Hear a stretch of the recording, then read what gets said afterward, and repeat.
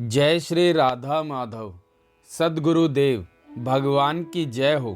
Gita press कल्याण पत्रिका से। विषय महामृत्युंजय मंत्र की शक्ति। यह सत्य घटना है।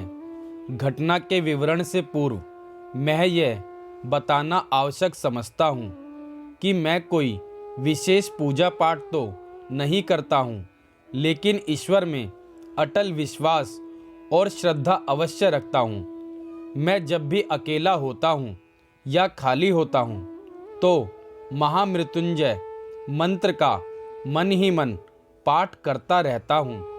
यह प्रक्रिया सुबह से ही शुरू हो जाती है और सोने से पहले तक चलती रहती है।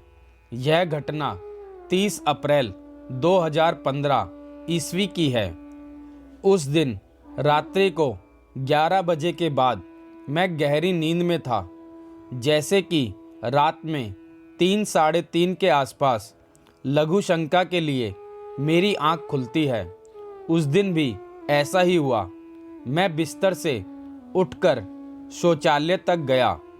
अंदर जाकर मैंने अनुभव किया कि वहाँ पर मेरे शरीर का कुछ अंश मेरे शरीर से बाहर हो गया, जिसका रंग सफ़ेद और हल्का चमकीला था। उसकी चमक इतनी थी जितनी चांद में होती है। उस चमक के शरीर से अलग होते ही उसके ऊपर भी कृत्रिम शरीर का क्षणिक आवरण आ गया और मुझे ऐसा लगा जैसे वहाँ पर 2 अशोक कुमार गुप्ता हो गए। दोनों ही शौचालय के अंदर थे। इस कृत्रिम शरीर ने वास्तविक शरीर को देखा, जो मूर्ति के समान संज्ञा शून्य और चेतना शून्य हो चुका था। लेकिन कृत्रिम शरीर अर्थात आत्मा अभी पूर्व शरीर के संपर्क में ही थी तथा कुछ क्षणों के लिए पूर्व शरीर से संबंधित विचार भी आए। उस क्षणिक अवसर पर कृत्रिम शरीरस्थ आत्मा में 2 ही विचार आए। पहला, आज अपना जीवन पूर्ण हो गया। दूसरा, प्रभु आपने कुछ जल्दी कर दी, कुछ दिन और ठहर जाते। आज ही मेरी बेटी को जर्मनी जाना है। मेरी वजह से उसका सारा प्रोग्राम खराब हो जाएगा। वास्तव में मेरी बेटी प्रीति की 1 मई 2015 की सुबह 5 बजे जर्मनी के लिए फ्लाइट थी। इतना कुछ क्षणों में ही हो गया। उसके बाद कृत्रिम शरीर भी चेतना शून्य हो गया। हाँ, एक बात का उल्लेख करना मैं आवश्यक समझता हूँ कि कृत्रिम शरीर जिसमें कुछ क्षणों के लिए चेतना के अंश उपस्थित थे, वह भार विहीन था। इस कृत्रिम शरीर के चेतना शून्य होने के बाद मुझे कुछ नहीं पता क्या हुआ। 1 मई 2015 ईस्वी की सुबह 6 बजे जब मेरी आंख खुलती, मैंने अनुभव किया कि मैं ठीक हूँ। अब मेरे सामने एक प्रश्न पहाड़ का रूप लेकर खड़ा हो गया कि मैं अपने बिस्तर तक कैसे आया, बिस्तर पर किस स्थिति में लेटा।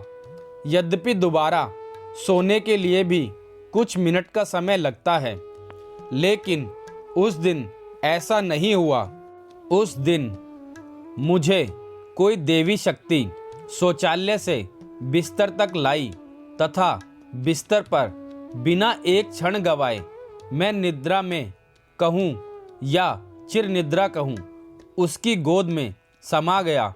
वास्तव में रात को 3 या साढ़े 3 बजे मैं शौचालय के लिए उठा था, लेकिन उपयुक्त घटना होने पर मैं बिना मूत्र त्याग किए ही कैसे वापस आ गया और कैसे दोबारा निद्रा में खो गया। अब मैं इस विषय पर सोचता हूँ तो असंभव सा लगता है। मैंने जो कुछ ऊपर लिखा है वह वास्तविक घटना है और इसका स्वप्न या कल्पना से कोई संबंध नहीं है।